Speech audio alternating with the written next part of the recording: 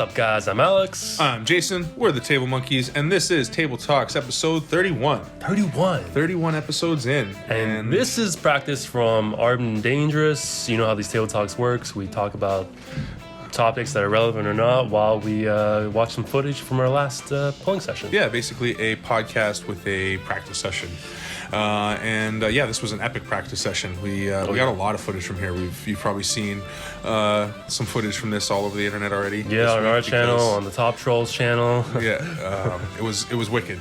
We had another wicked day planned. We did, yeah. Coming up April 10th. You may have heard people talking about April 10th. I don't know how many people that listen to us or that are watching this are from Ontario or Canada, but we're obviously in Ontario, in Canada. Mm-hmm. And we got this guy, Ford the fascist. And he's decided to lock us down again. Third time's a charm. I mean, I feel like we've been in perpetual lockdown since the beginning. Yeah, and I don't even know what's changing, really. No. But red zone, gray zone, blue zone.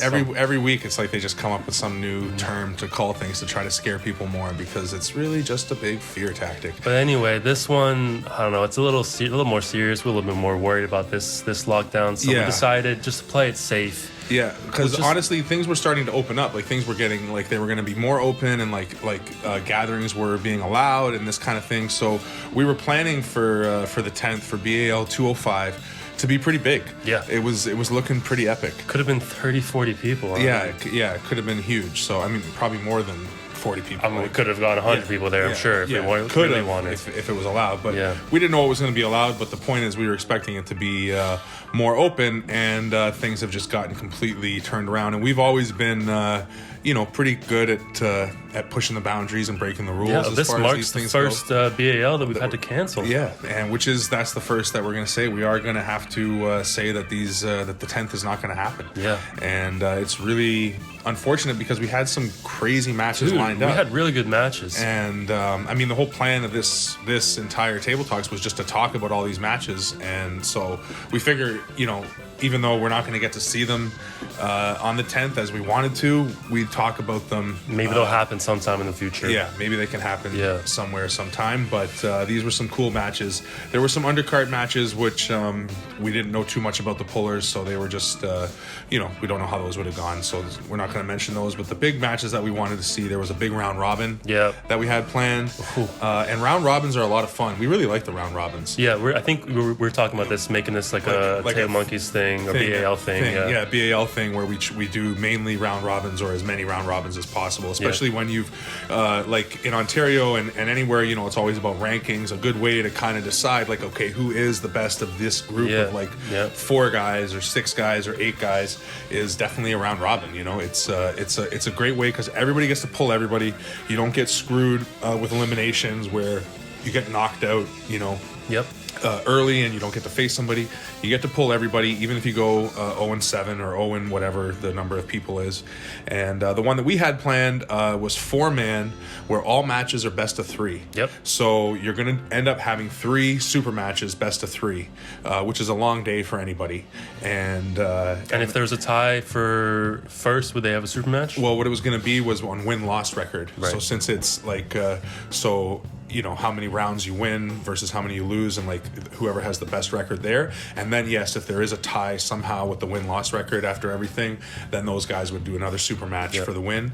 And the way we usually do it is the competitors all just put a little bit of money. It's usually $10 they put towards the ref, and then after that, with these round robins, usually people can say buy in for $50, so it makes the pot pretty big pretty quick. Yep.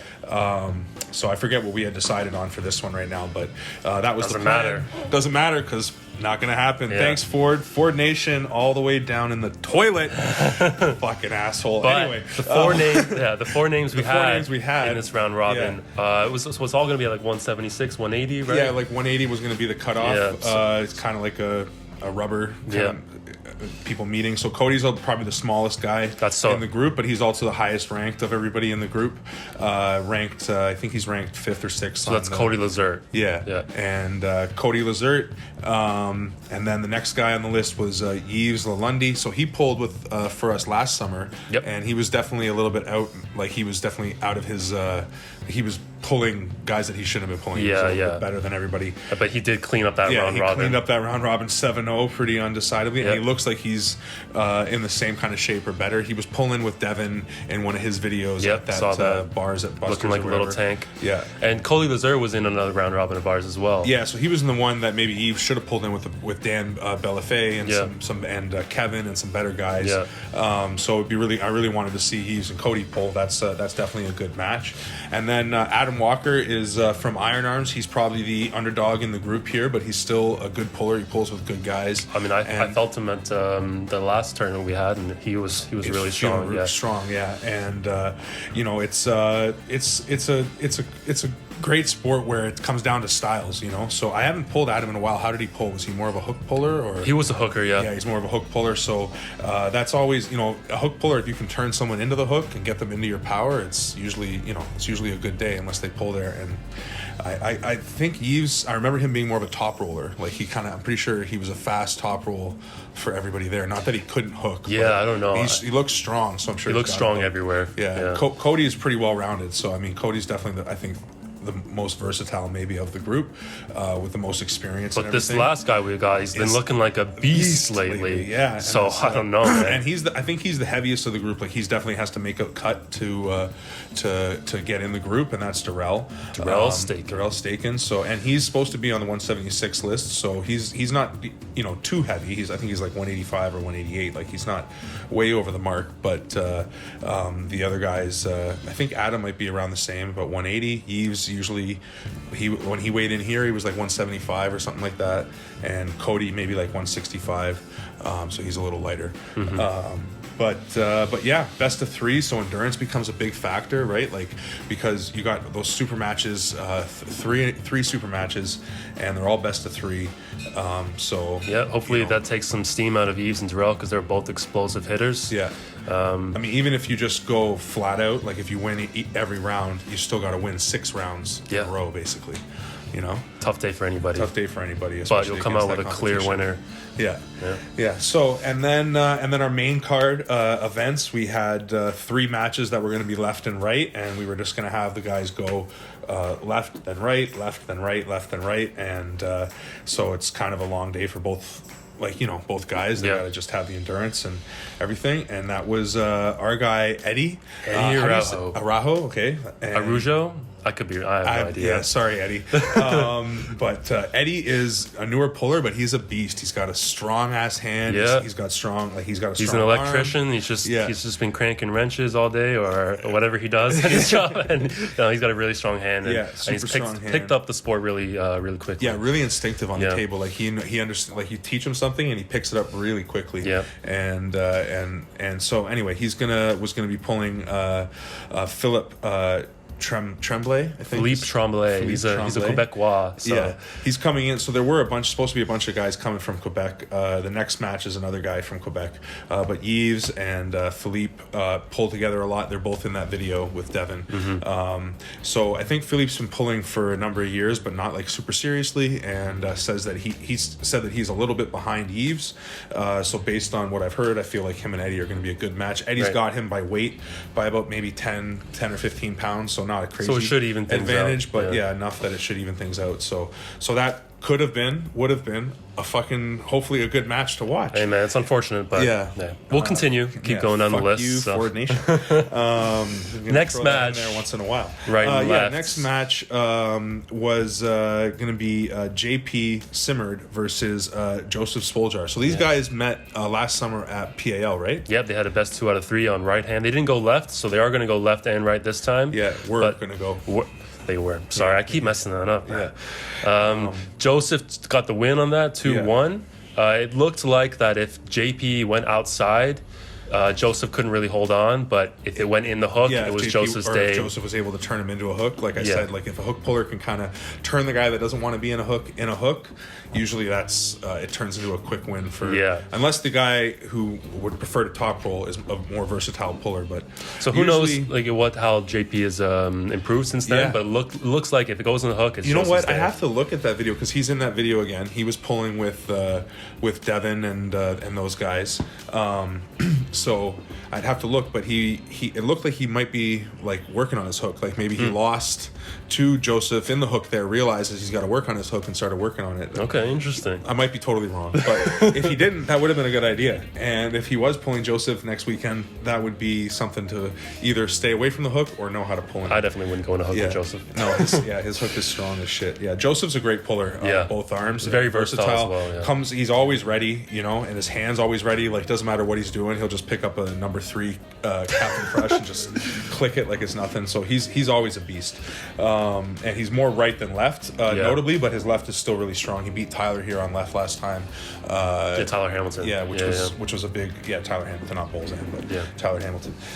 Anyway, takes us to our last main card event, which was a big match that we really wanted to see. Some big guys. I beat Ray this past summer on left, but anyway, the guys are Adir Lobart and Ray Belmore. So Adir was in the Iron Arms tournament and did well. I think he win-loss he did better than I did at that tournament. And then he competed in the actual tournament after, and I think he beat Evan on left in the actual tournament in one match and stuff. Like he's a strong ass He's a puller. really good puller. Yeah. He's still very new to tournament pulling. So I think that's the thing that he needs to work on most. Which Ray is kind of new to that too. Like he does have maybe more experience, but hasn't been pulling in tournaments recently. And the way I beat him was definitely in the setup and with the whole environment. Like if we just slow pull together, I feel like his hand, everything. Unless I take advantage of things and get what I want, it's hard for me to beat him. He's strong. We just pulled Ray this past weekend. He's actually pulling right here with Lewis. Yeah. And Lewis is a beast right now. I know Lewis is ripping and catching him, but